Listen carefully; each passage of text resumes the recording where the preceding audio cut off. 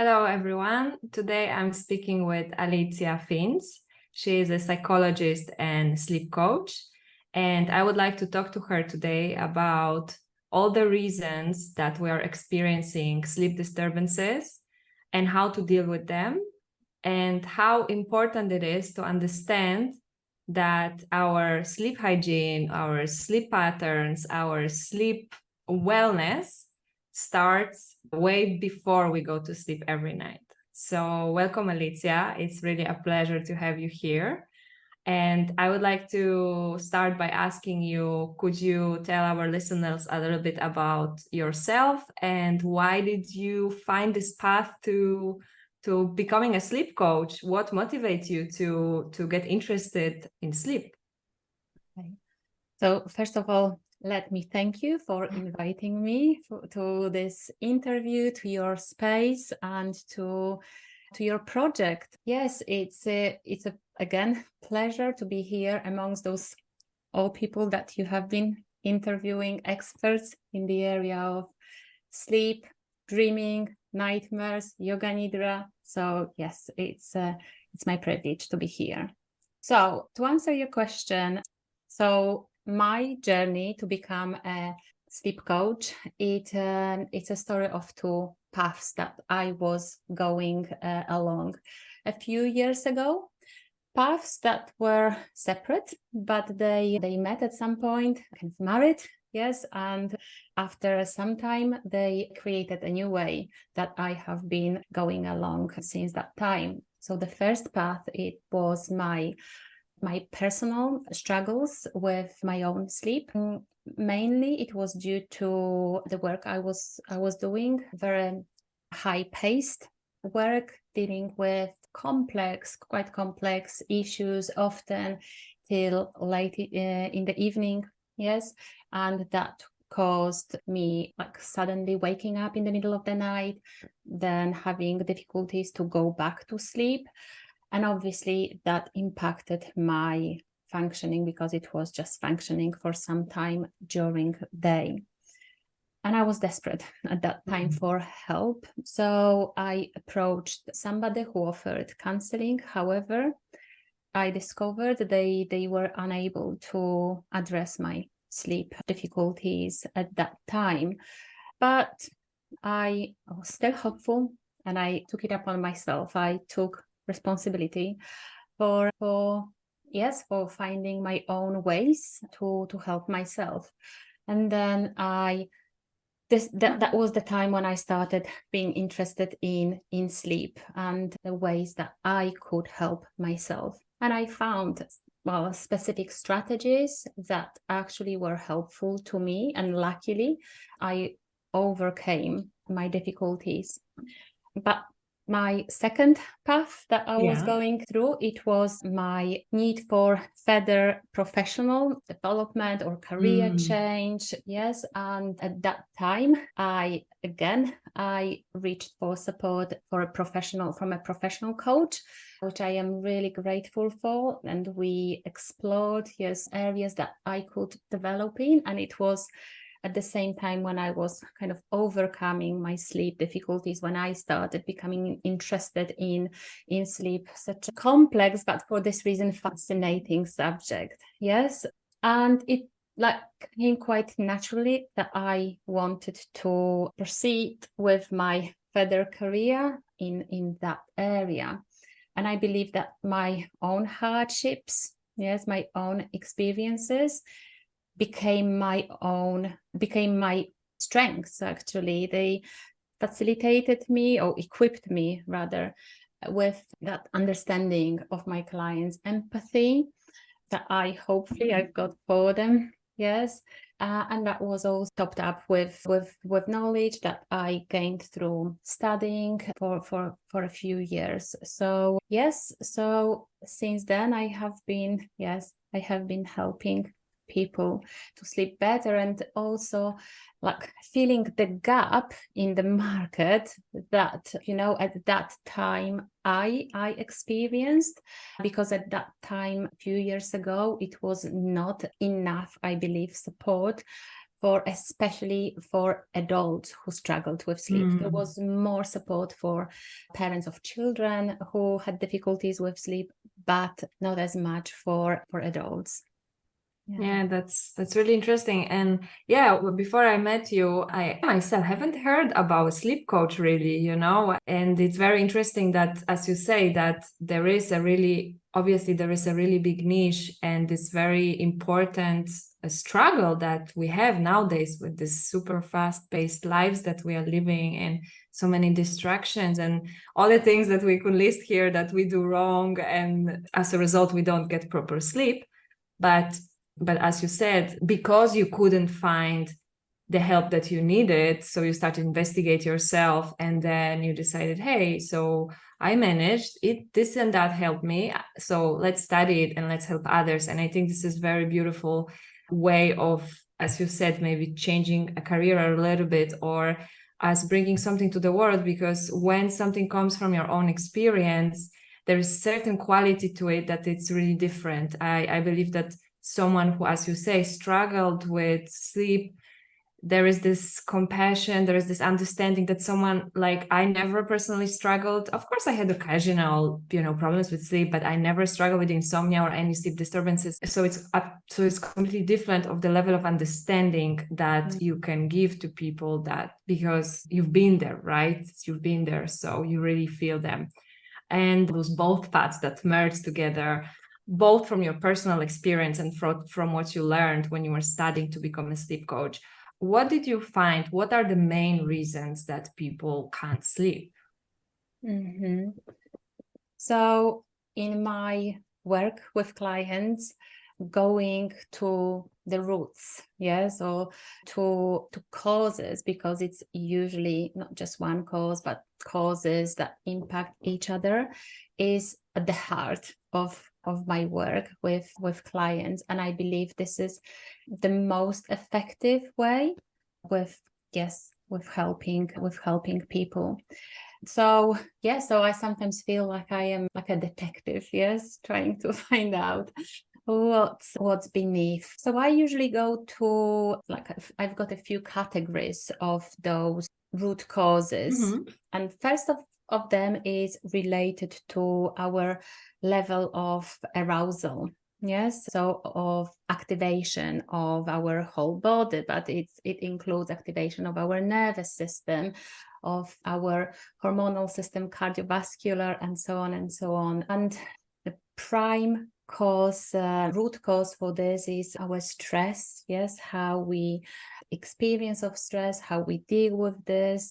We know that can arouse our body and our mind a lot. Yes, for example, it's production of cortisol, adrenaline at that time. Again, they are important, cortisol, to activate us in the morning, but obviously when it lasts throughout the day, it obviously can disturb our sleep. So it's in general is our arousal level, one category of root causes. Yes. Another category is related to our circadian rhythm, our internal body clock, which we've got in each cell of our body, but the master body clock is in our brain. And this can be often disrupted by, for example, by shift working. But also at this point, I wanted to appreciate all people who serve us, working at night, without whom we wouldn't be able to maybe function as a community. Yes, maybe shift working, but also like traveling across time zones, so jet lag.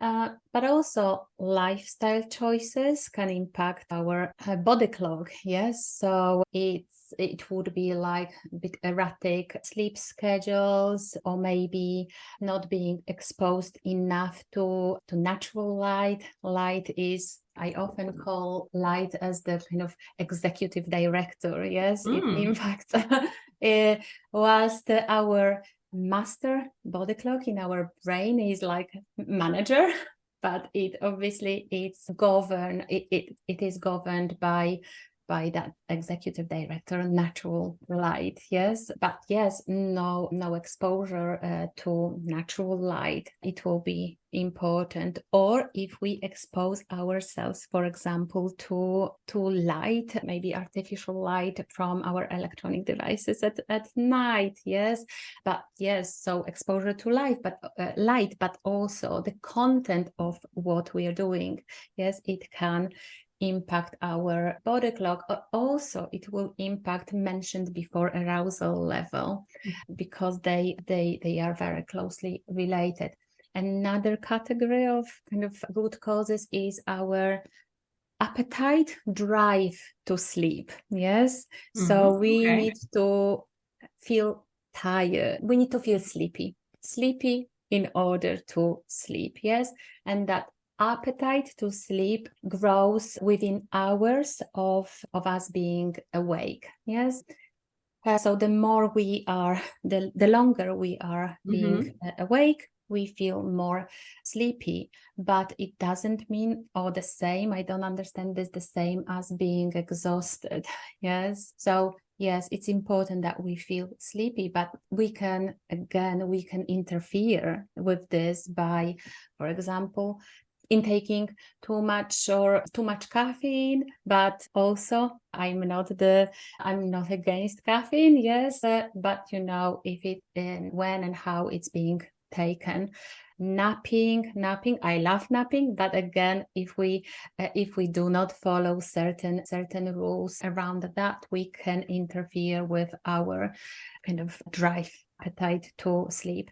And another group of maybe root causes, which I often look at, is our health conditions.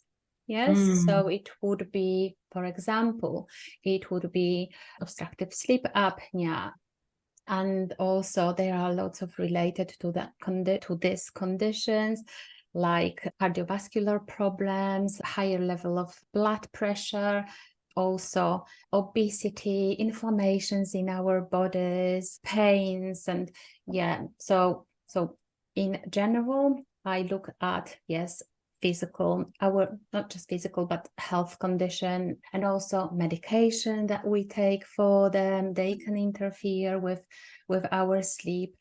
Yes, so it's very important to, in my work, is to look at those and what is that root cause, and then tailoring strategies, accordingly to what is at the bottom, at the beneath the surface. Yes. Because there are lots of strategies, and we can obviously read about them on the internet, on different forums. Yes, but if they are not tailored to your root causes, they can actually, I believe, they can make more harm. Again, they can fuel our wakefulness, yes, our sleep difficulties, rather than helping us. So yes, addressing root causes when we apply certain strategies to our individual circumstances.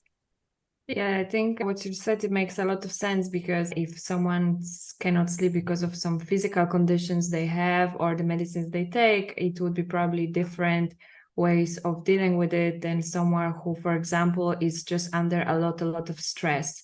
So if the root cause is mainly the stress, right?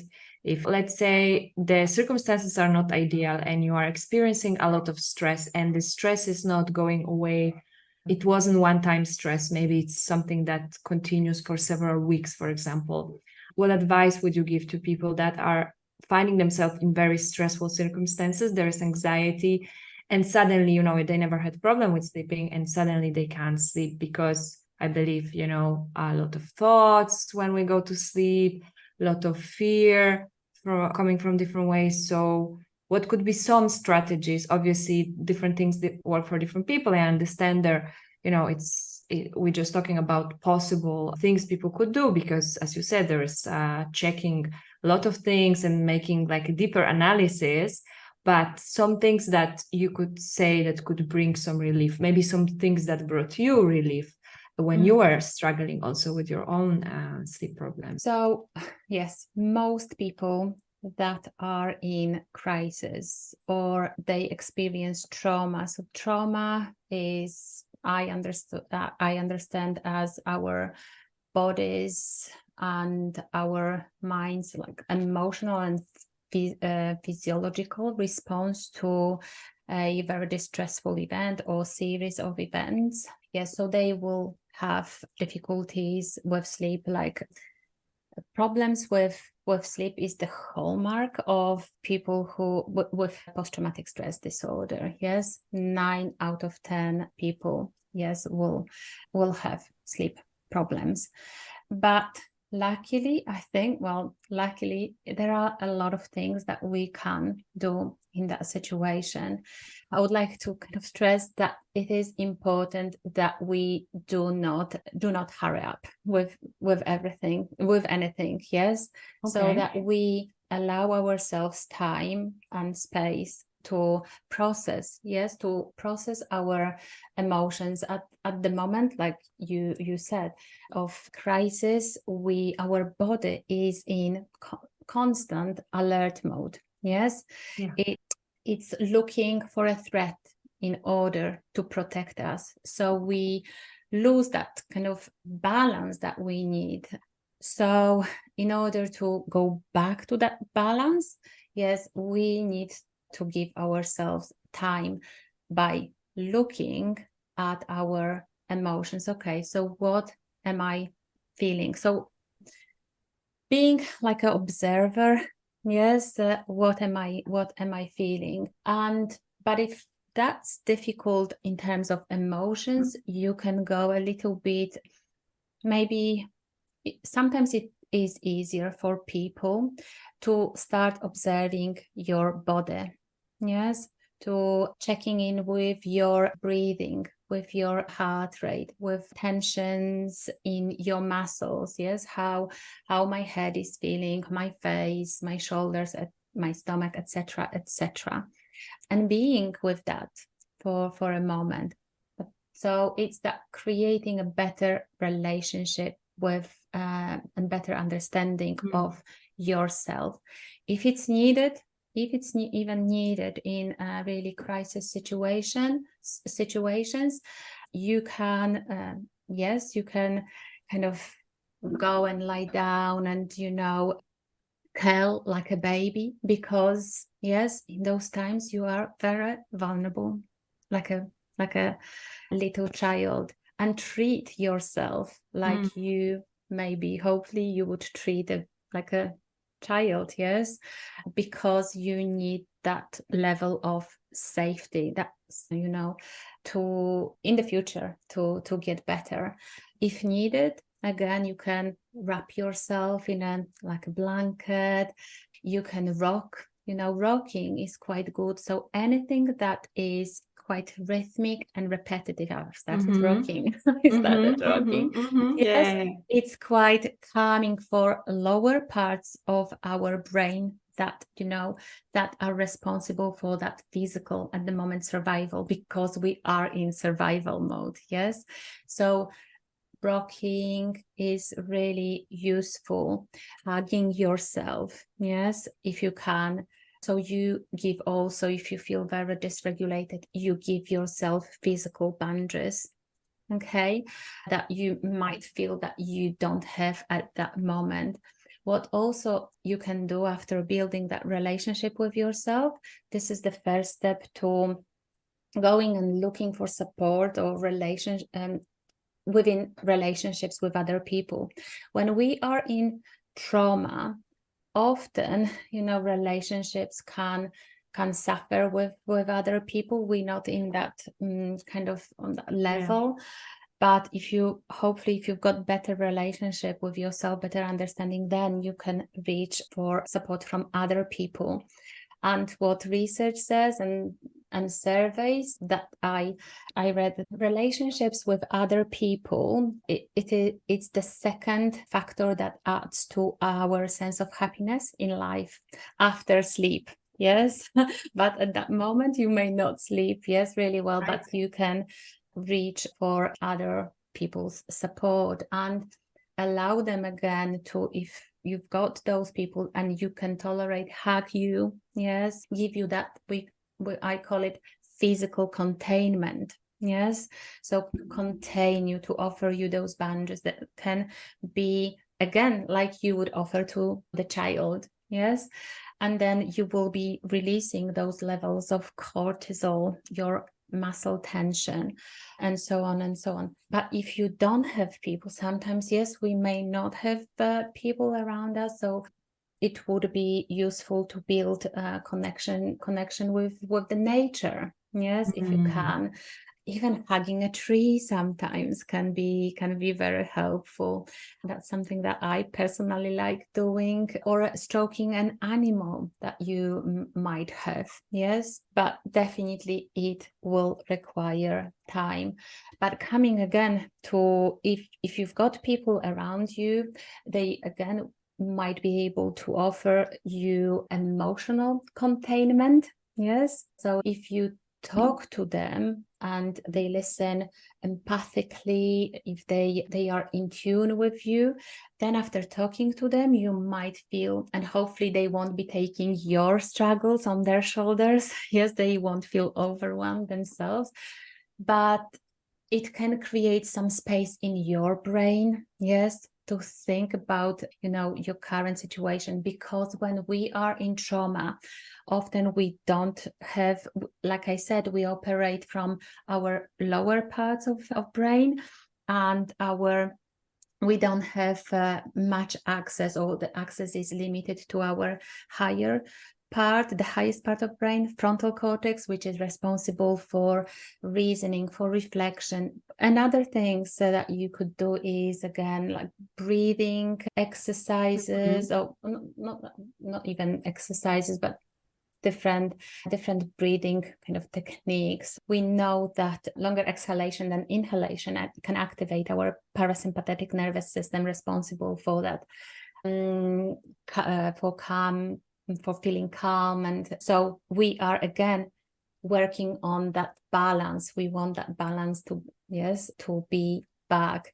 But also something that I particularly like, coherent breathing. So, and coherent breathing is when you've got the same amount of time you spend on breath in and breath out. Okay. And they usually together, one cycle lasts about 12 seconds. And within 1 minute, we will have about 5 cycles of inhalation and exhalation. Yes. So it can be very helpful. But if you struggle with that, you can add movement of your arms to this, and that sometimes is again more helpful to people who are caught in those kind of strong emotions. So if they do something with their arms, hands, so that might be helpful. And also I like the strategy, but that would be strategy shortly before we go to bed. A strategy called the cycle of protectors. Yes, the cycle of protectors that I learned not that long ago, actually. And it's an ancient strategy. I believe it has got roots in Tibet. And it refers to the strategy when you go to bed, you close your eyes and you imagine 4 protectors or 4 kind of figures that you feel safe around in each corner of your bed. Yes, so those figures or even objects, they could be live, not live, it could be real, unreal, but it's important what emotions you've got towards them and they've got towards you.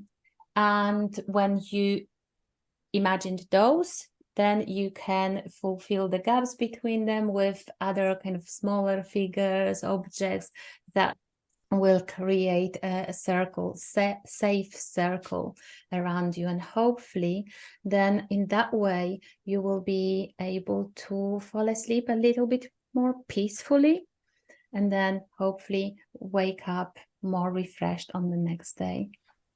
Yes, thank you for sharing all these amazing ideas. So we had basically, how I would describe it in one sentence, it's a lot about just regulating our nervous system way before we go to bed, right? So not to wait till you are in bed and you're just looking at the clock and minutes passing without being able to calm down. It's about taking action during the day, as you said, to do things that can help you regulate your emotion, your nervous system, such as reaching out for support to your family, friends, or community, speak up your feelings, right? And then you mentioned breathing techniques that you can practice, also throughout the day. Nature, amazing, something that I personally also super recommend. You mentioned hugging the trees. I would also say just walking barefoot if you can. If you have a piece of, grass, maybe pavement's not so nice if you live in the city, but if you have a piece of grass, or for me, watching clouds or watching a sunset, it's so calming experience and creates this connection with something beyond us and kind of takes you from the mind, right? From all this, like all these thoughts, all this me, what's happening to me, to focus your energy, your eyes, your heart on something out there. And it's, there's tons of books written about how connecting with nature helps you to calm down and connect with yourself. But not to wait till you go to sleep, because as you said, it's like if we are in this state of this distress, this very high distress, and we are not doing anything to manage it, we're not taking any action, we're not talking to therapists or not going on nature, or I think you didn't mention, but probably also physical activity to discharge. Maybe there are specific things that are better. Are there any activities that you would say can help more? That would be more specific for each individual, yes, right. But anything, like you said, for example, walking, because again, this is quite rhythmic, repetitive, yes. I get now what you mean. Yeah, so it's quite regulating. It could be horse riding is very regulating. And I had people who told me that, yes, they are going for horse riding for, for this reason, that they want to, obviously, to be able to manage the stress better. But sometimes when you are in very traumatic in trauma, sometimes it's difficult to do this, yes. So if you start with little things, like I mentioned, like even swaying from side to side, if you need to like shake or tremble, do it, yes. Stretching can help, so yoga, for example, yes, can help as well. Start with a little step, yes. Don't overload again yourself with too many strategies. Too many does not mean that it is better, yes, I understand. I think it's very important, because we can fall into this another trap of feeling like maybe we're not doing enough, or as you said at the beginning of our conversation, about the understanding that it needs time, and that it may take time that we will be able to go back to sleep the way that we are used to, especially if something really traumatic happened to us, and to start small, taking small steps, like you said, like just maybe even rocking or cuddling with the blanket or with our pet. I also find myself very often like regulating just by petting my cat or my dog. It's again takes you out of the mind. I think this is the thing, and there is some magic happening there that I can't explain, but it's very, very soothing. And then you mentioned the part of what to do when actually you're in bed. And I spoke with some other experts on sleeps, on dreaming, on nightmares, and there are many ways of doing what you just described, of imagining our protectors, or imagining ourselves surrounded by a ball of a protecting light, or imagining that our room is surrounded by a wall that cannot be penetrated, that we're safe. And it's this imagination, this our part of like imagination, that can help us also to soothe ourselves, to feel a bit safer, right? Like getting into this place of, okay, I did what I could during the day, and now I can also do something small to to add to this sleep protocol, or I don't know how to really call it, what else would you recommend? Do you have anything specific that you personally really like, that, or you with working with clients that really help them? I don't know, some people like to spray like a lavender. I love also smell of lavender, so sometimes I do that. So any other tips of what to do in your bedroom, how to set it up for like a better sleep? So it's important for me personally, and also from the perspective of that body clock, again, that it is dark.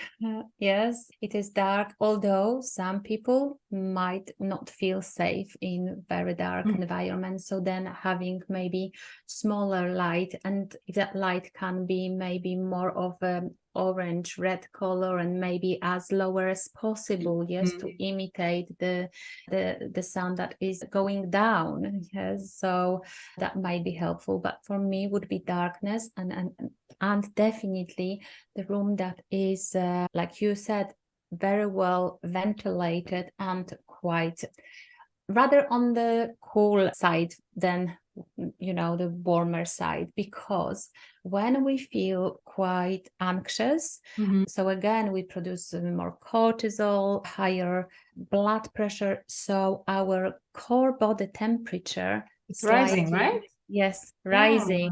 But for sleep, okay, during sleep, what happens during sleep, naturally, okay, if we feel safe, our core body temperature is supposed to go down slightly.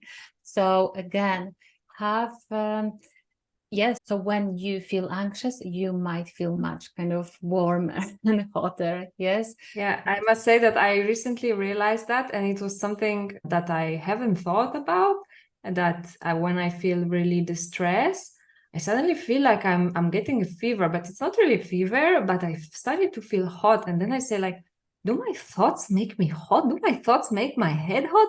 It was something really strange. And I even shared it with my husband, my best friend. I said like, listen, I feel like I'm hot inside. And then before you said what you just said, I think I heard someone or read somewhere that and it makes sense, we produce energy within us, even without going into details of the physiology, that the energy is being produced and it makes us feel hotter. And I was like, that's the thing. I'm not getting sick. I don't have a flu, I just inflicting this on myself.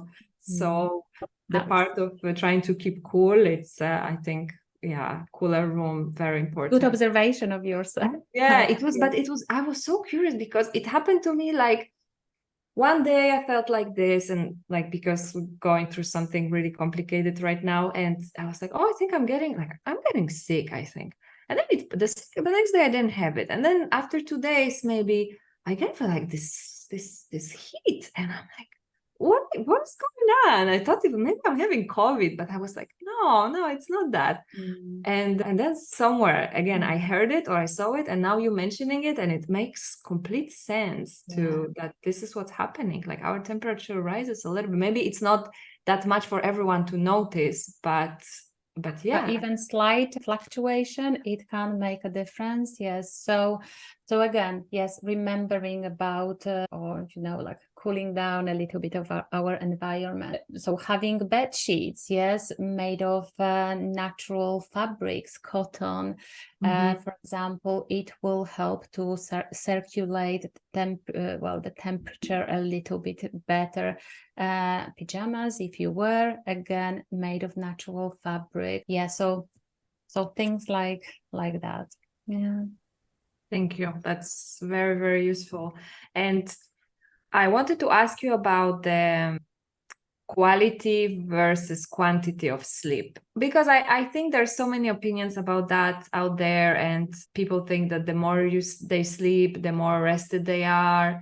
And I think it can be also psychologically damaging a little bit, in a way that, if I didn't get this 8 hours, so like when we set ourselves up for failure or for a bad day because we didn't sleep this number of hours that we believe we must sleep in order to have a good day or function properly. Because realistically, let's say if someone is going through a very hard time, maybe even with all the things they're trying to do, they still not be able to get this 8 hours of sleep, or 7, or how many they think they need. So is there something about our beliefs in this area that also can help us to not to fall into this trap of So yes, so the popular phrase that we supposed to sleep between 7 and 9 hours suggests that it is the prescription for ideal rest for everybody. Yes, but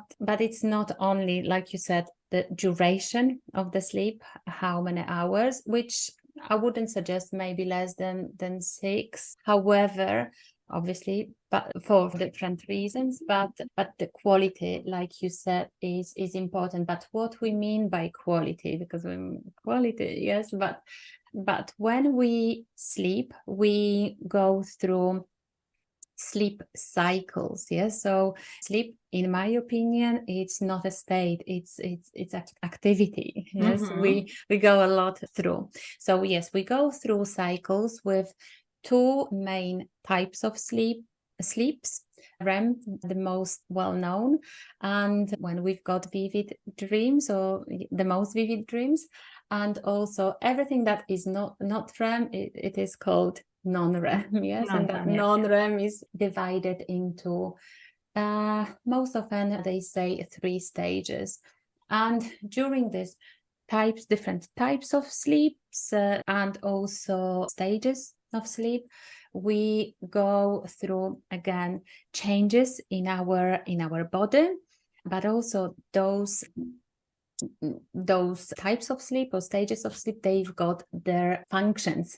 Yes, so like REM sleep, it serves our memory consolidation and processing with emotions. Yes, our non-REM stage 3, so slow wave sleep, is mostly responsible for physical restoration. This is the time when we produce the most of our growth hormone. Yes, so for that reparation of cells. So it is important that we, for quality of sleep, that we go through those stages in quite well kind of balanced, organized manner. Yes, we need to be exposed, we need to experience all of them to get those benefits of sleep. But also in terms of quantity, we need time to go through those to go through those cycles. Yes, but that time again will depend on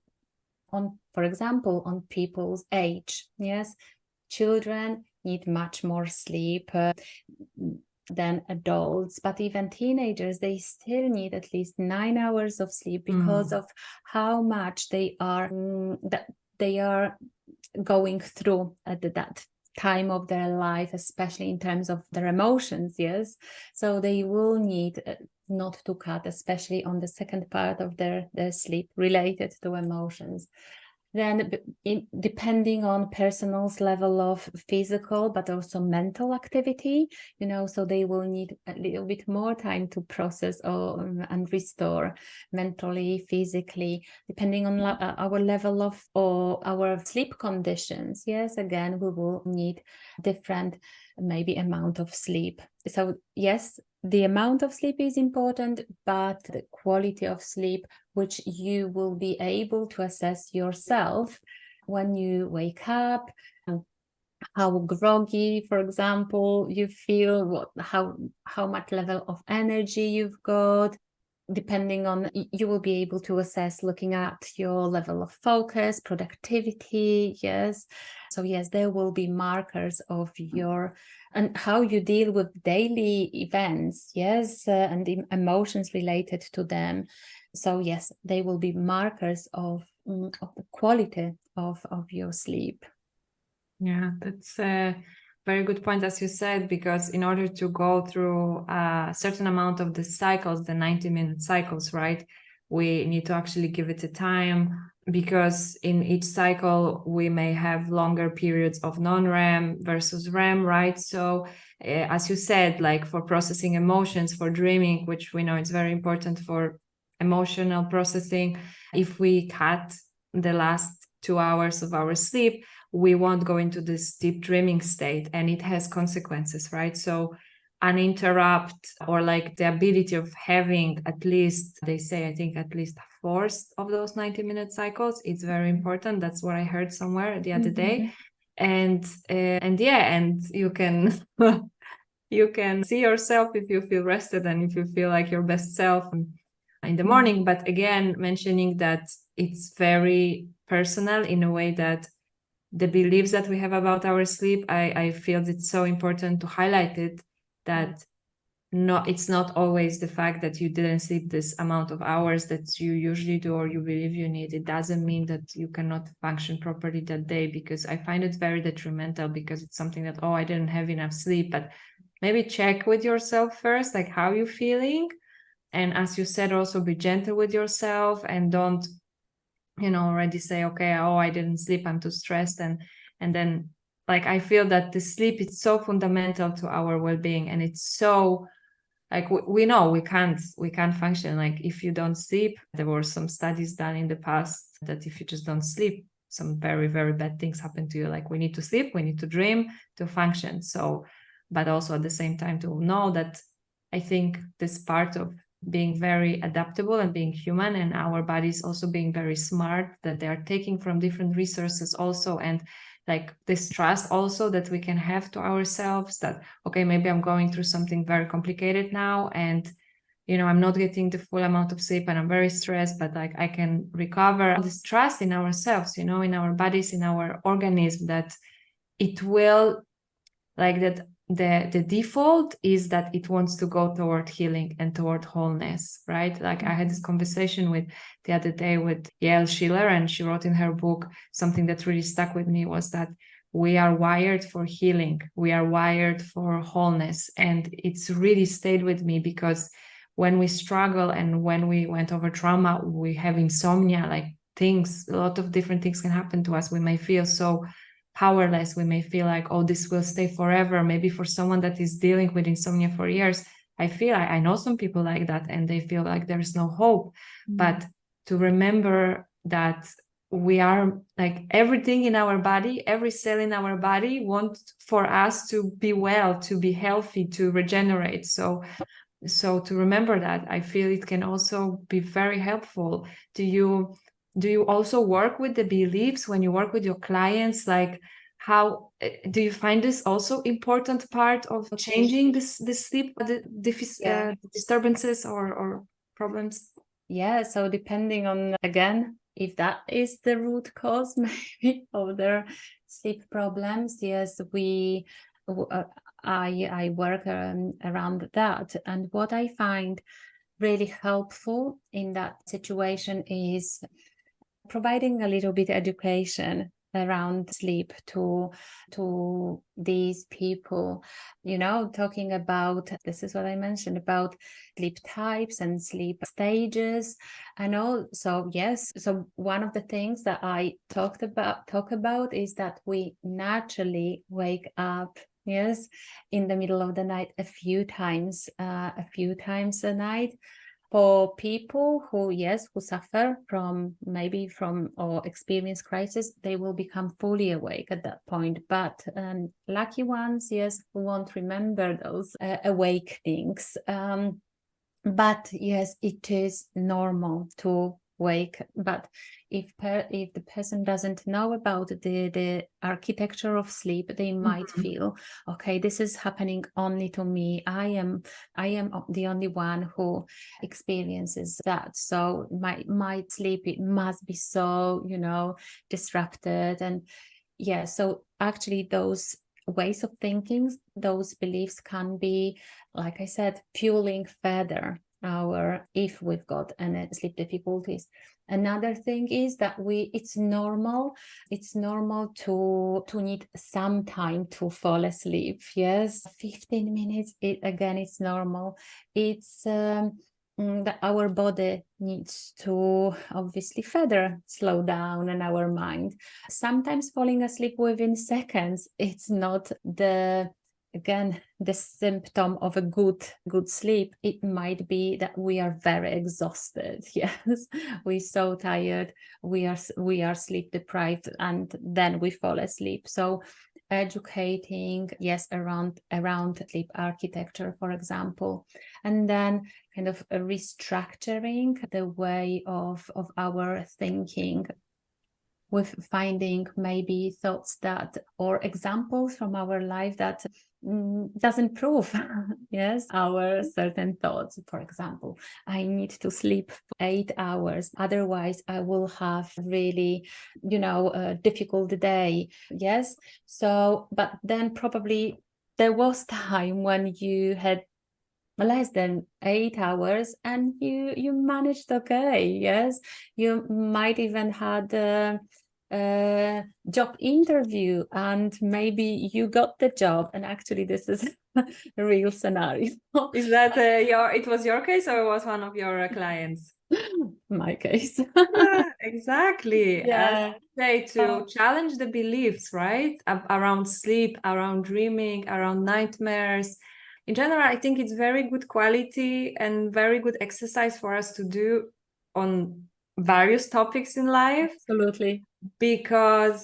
But with sleep, it's so important because we program ourselves. Like, this is already scientifically proven that what we repeat ourselves, we believe it, and what we believe happens to us many times because we program ourselves for that. So yes, as you said, maybe you went to a party and you had an amazing time, and then you slept 3 hours and you went to work and you were fine, and that time it was fine. I feel this also what happened to a lot of people from that I spoke to, some family members that can sleep, is that this ruminating in their head, right? When they lie in bed and they are already managing all the bad things that are gonna happen, because first they cannot fall asleep, and then they're gonna wake up tired, and then they're gonna be bad at their job and stuff.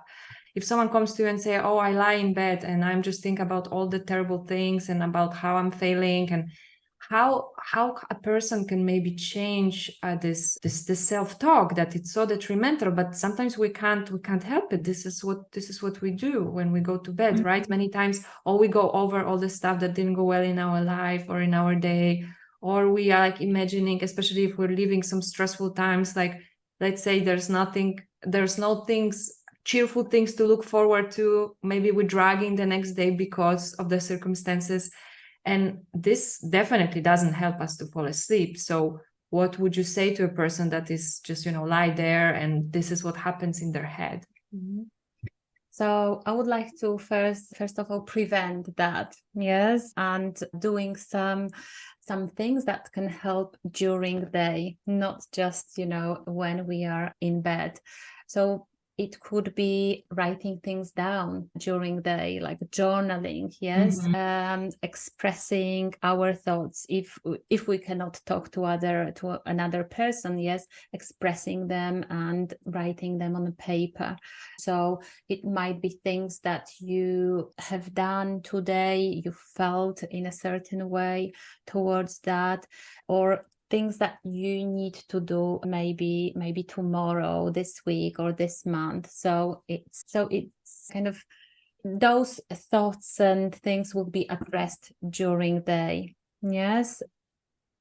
What else? But if you are struggling in the middle of the night, I sometimes, suggest getting up, yes, and kind of, or sitting up and kind of see how that feels, yes. Maybe going to ideally not switching lights on, yes, but also you need to be careful. Yes. Yes, get out of your bed and don't stay too much in your bed, turning from side to side in those thoughts. Like maybe go to the bathroom, toilet, and maybe drink a sip of water. Sometimes reading a book, trying to avoid obviously electronic devices, checking the time, how long you have been awake, counting how much I've got, till morning alarm goes off. And yes, so just interrupting interfering that threat of thoughts, yes, but also you can, at this point, you can check in with your breathing. There are again lots of breathing techniques you can you can use, and again, a longer exhalation. So again, will help us to feel a little bit more calmer. Yeah. Thank you. It's, as you said, very important to try not to get to the point that it's happening to you. But if it's already happening to you, so to get out of the situation, not to stay and not to check the phone and the time. And yeah, I think for me, even something that I would like to erase from my phone is that when I set an alarm, it shows me how many hours I have till the alarm goes. And I really don't like that. Okay. Like, this is something there, because this is what you just said, like counting the hours. And again, I'm not having personally problems with sleep, but I don't like to see that, for example, it says, oh, it's in 6 hours, it's going to ring, right? Because I'm not calculating this when I go to sleep, but then I see it on my phone and it says like 6 hours till whatever, 8 a.m.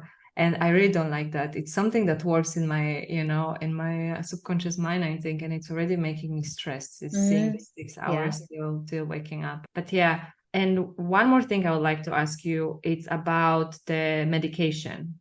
Because nowadays I feel that we try to solve many problems the quickest way we can, and not coming from a place of judgment, because I can only imagine how terrible it must be not being able to get sleep, because this is, again, I can't imagine like functioning after not being able to sleep for a long period of time properly.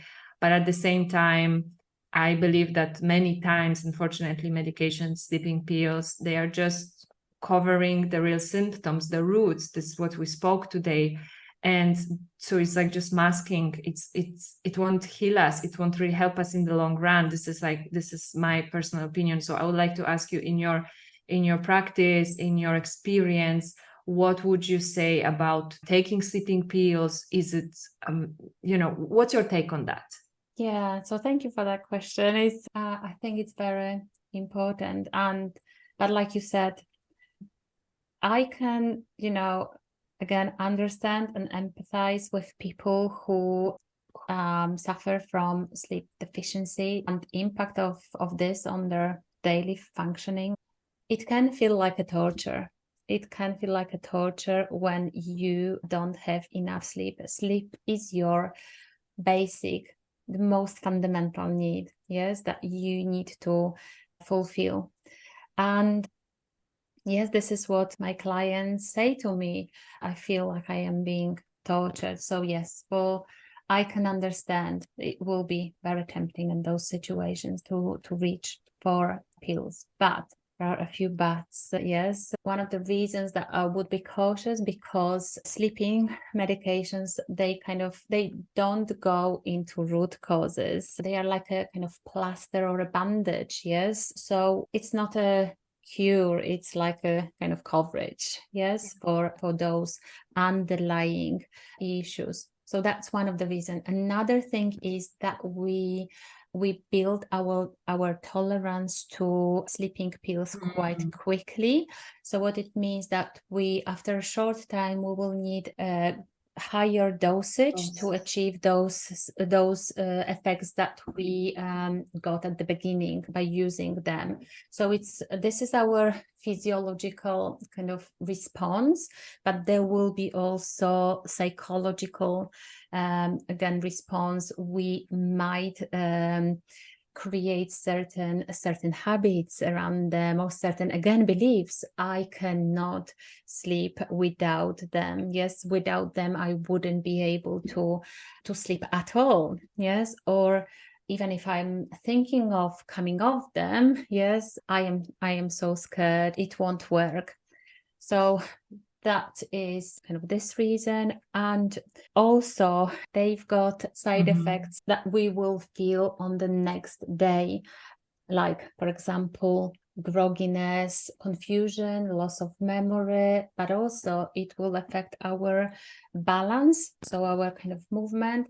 That can be even more detrimental to even older people if they've got loose balance, if they've got an accident. The outcome of this might be more serious than maybe for younger people. Yes. Also, research says that people who take sleeping medications, they tend to, the risk of like motor or vehicle accidents is greater. Yes.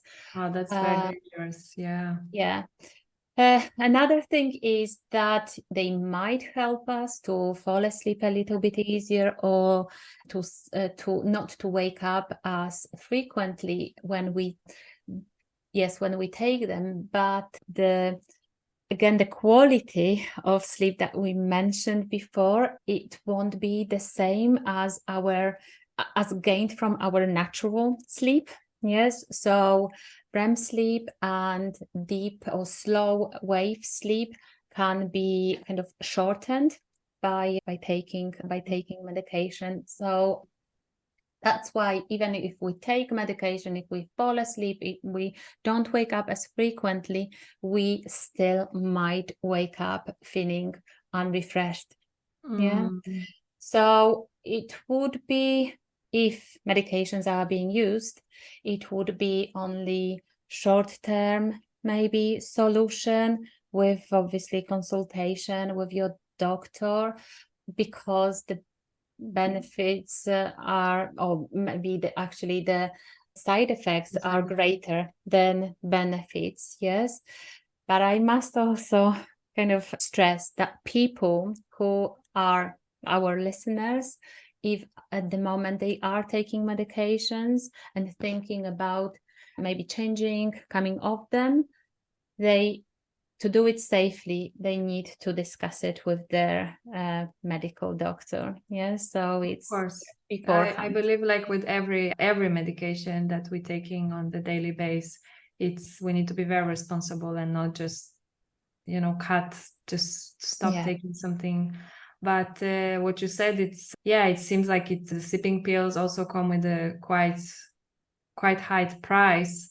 And again, of course, everyone needs to decide for themselves, and everyone's circumstances are different. But maybe what I would like the message to be from our talk today is that there are other ways to improve the sleep, and you can also wind off the pills, and you can get the help of a sleep coach, because maybe regular therapists or your family doctor, they don't have so much knowledge and they don't have so many resources, and it's okay because this is not their specialty, right? So maybe looking for help in the right places, right?